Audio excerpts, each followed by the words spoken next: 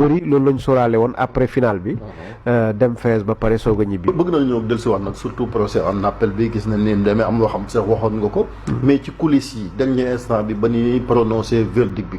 yow déjà en tant que avocat noo ko dundee ak ñoom. audience bu ñu dund moom mooy première instance dañu ñëwoon parce que dañ leen ne woon audience pénale foog mu am preuve matérialité des faits. ñu ñëw pëtam affaire yi noonu jugé ko. السلام عليكم الاخوه والاخوات، نتمنى تكونوا بخير. مرحبا بكم في فيديو جديد. الا كنتي اول مره كتشاهدنا ضغط على زر اشتراك باش تتابع الجديد ديالنا. عجبك الفيديو خلي اعجاب وخلي تعليق ودير فيه الملاحظات ديالك. تفرجوا في الفيديو تلا.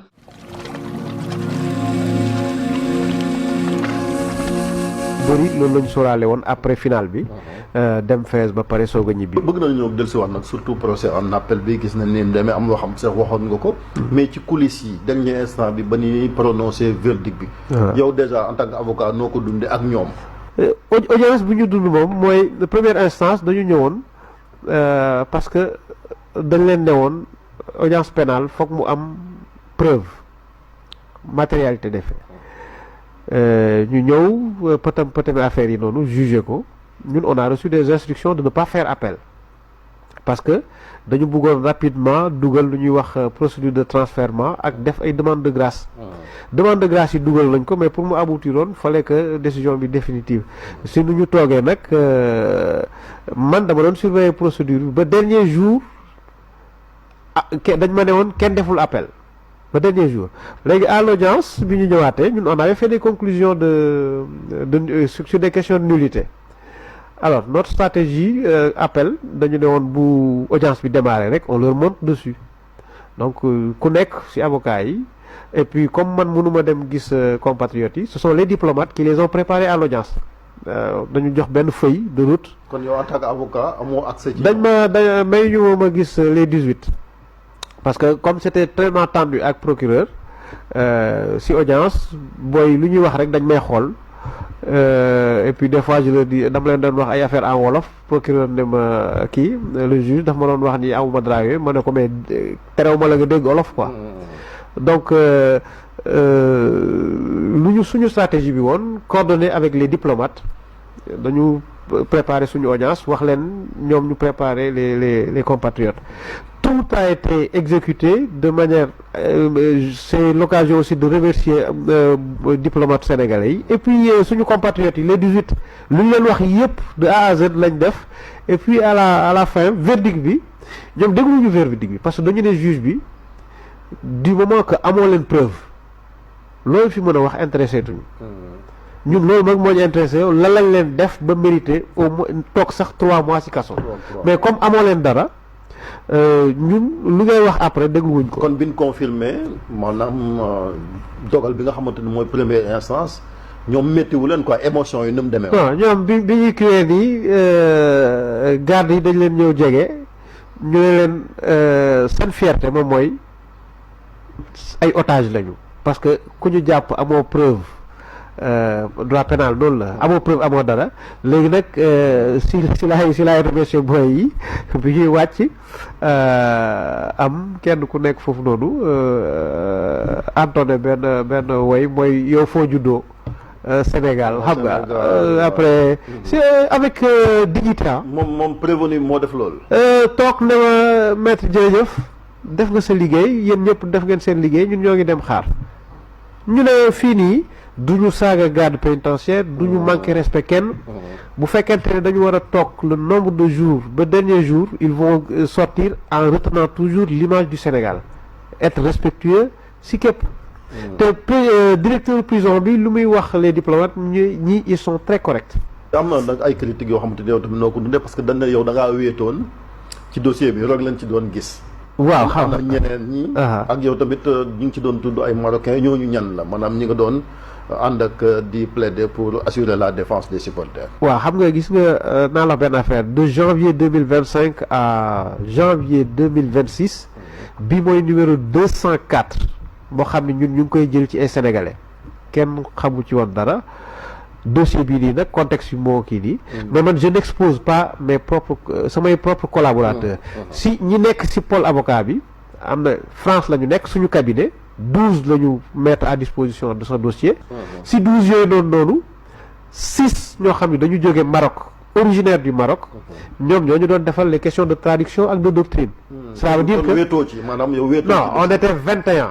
xam nga lu ma lay expliquer mais vous êtes le seul sénégalais. man maa ci seul sénégalais et puis man maay le plaidant.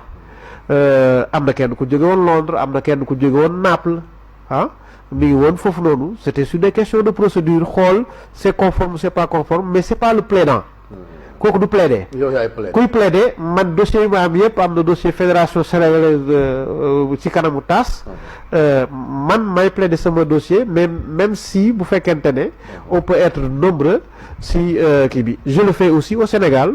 bu ma ñëwee Sénégal man may plaider sama dossier. am na tes confrères wala consoeurs marocains ou marocaines yoo xam tam ñi ngi woon ci dossier bi. am na ñooñu noonu bu fekkente ne ñu ñuy wax dëgg am nañ courage moom mooy ñooñu noonu parce que ñooñu seen i waa dëkk dañ leen di saaga suba ak ngoon mais n'empêche dañ ci jàpp ba fin bi moo tax nag may préciser affaire bi du Sénégal contre Maroc c'est accusation la contre défense. donc bu ñu jaxasee. yow fédération moo la ko maître yaa ngi koy wax sànq lan moo tax ñoom it nit ñi dañ koy laaj même ci affaire TAS bi tegaat nañ ko ci table bi amul benn contre offensive. ci surtout li daaloon footballeur yi maanaam seen biir yi métti yi am na ci 3 muy Pape Matar Sarr gis nañ ko ay Ousseynou Niang Krépin Diatta pour teg ko également corser dossier bi pour wane ni xëy na ñi leen dal c'est pas ordinaire. si dossier bii nii ñun mandat bu ñu amoon boo gisoon ñu doon communiquer mandat bi fédération dafa xam ni seen affaires yi nañu vous gérez la communication dans ce dossier du début jusqu'à la fin.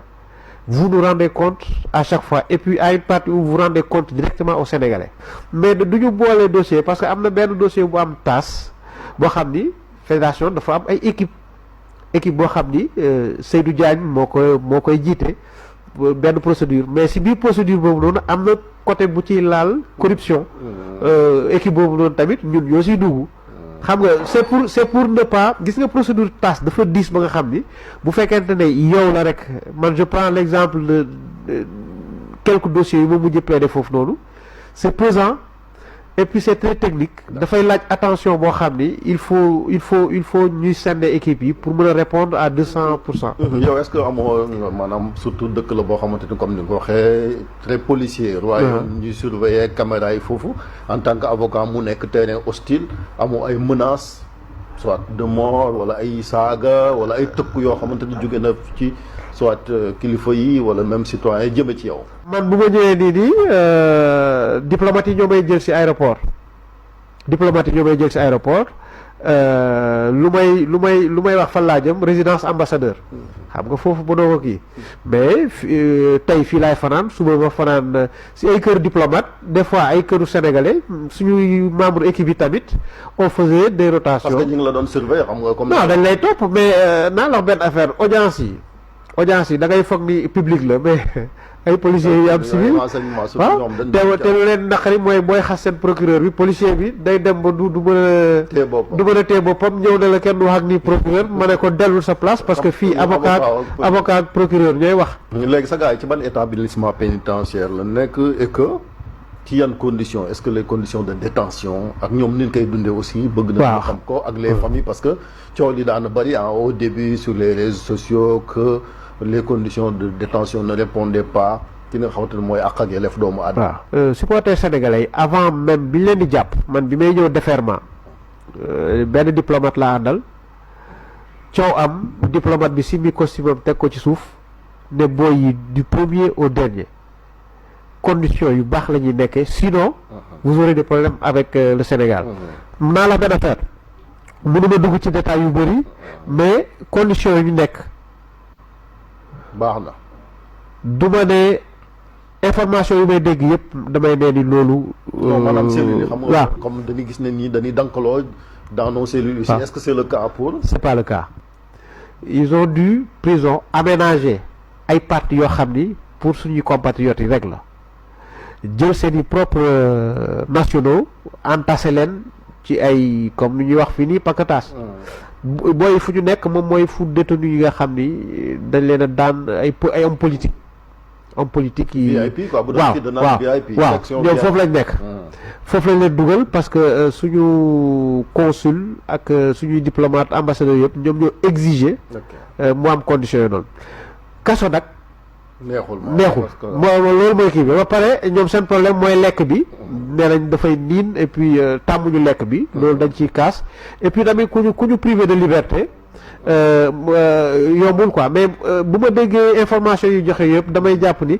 et puis benn information bi jour bu consul di nekk biir prison di leen seet jour boobu noonu la directeur prison bi si boppam moom moo imprimé benn ay publication yu def si conditions yi ñëw won ko consul ne ko lii kañ la xew d'accord xam nga loolu noonu après day du wane dignité du refléter dignité bu suñu compatriotes yi nekk di wax dëgg et puis di continuer di lutter prison bi nu mu tudd Arjat 1 ak Arjat 2 Arjat 1 ak Arjat 2 non nekkuñu ci même prison bi dañ leen a séparé ñii dañu nekk fii nii ñeneen am na ñu nekk 7 fii nii am na le reste ñu nekk beneen. am na sorante ak yooyu. pour bon dina am boo jógee fii nii di nga pour dem beneen bi di nga def ay une quarantaine de minutes quoi en voiture. ok fédération est-ce que tamit mi ngi taxaw au côté justement. waaw xam nga ronde bu may def nii dem seen défi parce que si mandat bu ñu fédération jox daf ñu ne ñun ñooy point de contact ak les familles des détenus. beneen bi tam mooy justement les relations ne sont pas telles qu'elles sont ci yenn comité surtout ak lébu gi. surtout yaa ak ñoom expliquez nous quoi yéen ak. waaw waa lébu gi au niveau de. xam nga gis critiquer ces démarches non xam nga man sama démarche moom mooy démarche mandat bu ma am. mandat bi ñoom gisuñu ko. donc mënuñu xam lu ci am. comprendre naa frustration bu ñu am. mooy ni peut-être que les pratiques ici moom mooy l'avocat et toujours contact au contact. waaw l'avocat donne des informations mais man nag sama code déontologie information am na yenn information yooyu du mënuma ko jox kenn de peur que surtout dossier boo xam ni c'est géré chaque jour on faisait à 20h on faisait le point. mais il y a un minimum quand même. non le minimum mooy xam nga y a que je considère comme un frère parce que au début.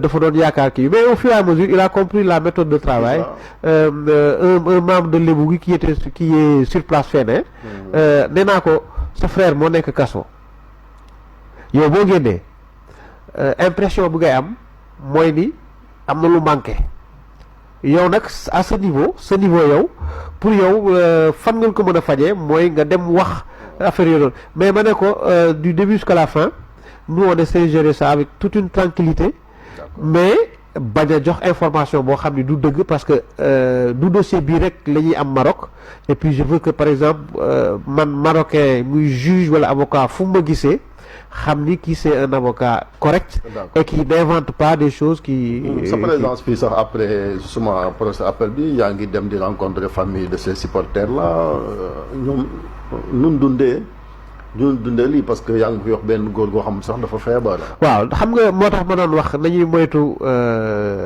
yenn information yi joxe. parce que papa yi kenn ci ñoom il est très alité mais surtout si information yi mu jot a dégg nii yoo xam ni. dalul xelam. waaw si la situation. حاولوا تشاركوا معنا يعني الافكار ديالكم وحاولوا تخليو الهاشتاغ باش نطلعوا الفيديوهات ديال الصحراء المغربيه يعني كيف ما كتعرفوا كنتعرضوا لهجمات من الذباب الالكتروني الجزائري دونك باش نطلعوا هاد القناه ونطلعوا هاد الفيديوهات ونستمروا خليو تعليق او تعاليق قد ما درتوا تعليق اكثر راه مزيان تكون فيهم هاشتاغ ديال الصحراء المغربيه.